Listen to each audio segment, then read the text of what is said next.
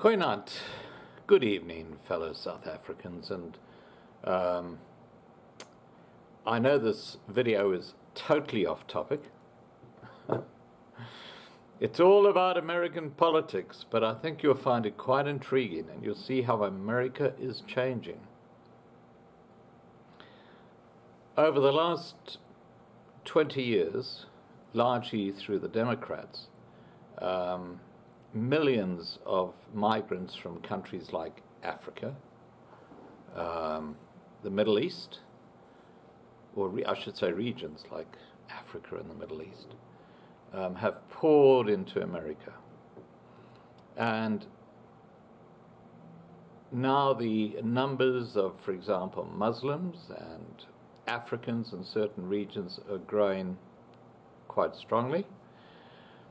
And as you'll see in the first clip that follows, we have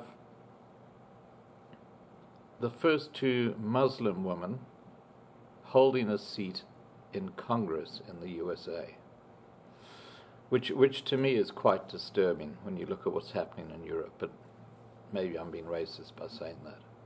I don't know, but that's my point of view.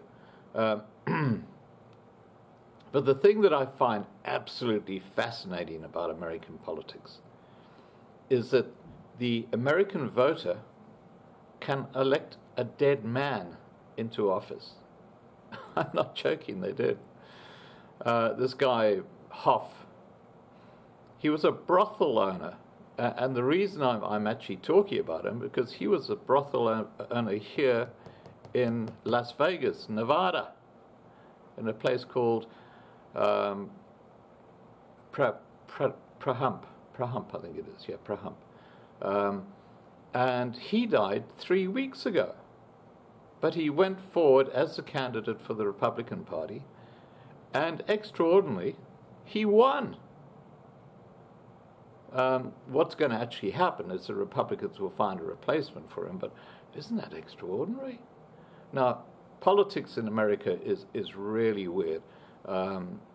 Straight after the midterms, Trump immediately fired the Attorney General of the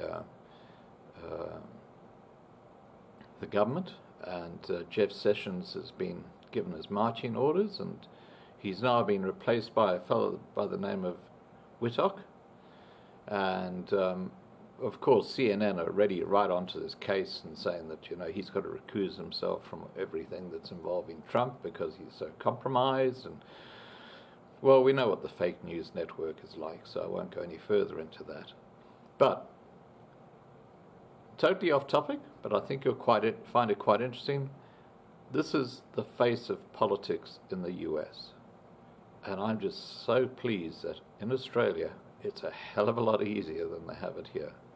Okay, guys, don't forget to subscribe to be kept informed, and we'll catch up again soon. Bye for now. Women won big in the U.S. midterm elections on Tuesday, with U.S. media predicting more than 100 women winning elections or re-election in races across the country. Among the big winners of the night was Minnesota State Representative Ilhan Omar, who became the first Somali American to be elected to Congress. Are you ready? Yeah. Voters in Minnesota and Michigan elected the first two Muslim women to serve in the U.S. Congress, a former refugee who fled Somalia's civil war and a Detroit-born Palestinian American. The victories by the two Democrats, Ilhan Omar and Rashida Tlaib, came on an election night when members of multiple minority groups had a chance to score electoral firsts. We are done waiting. We are the ones we have been waiting for. Let's get to work. Omar, a 36-year-old Somali refugee who immigrated to the United States as a teenager, bet Republican Jennifer Zielinski to take Ellison's seat, which he vacated to run for Minnesota Attorney General.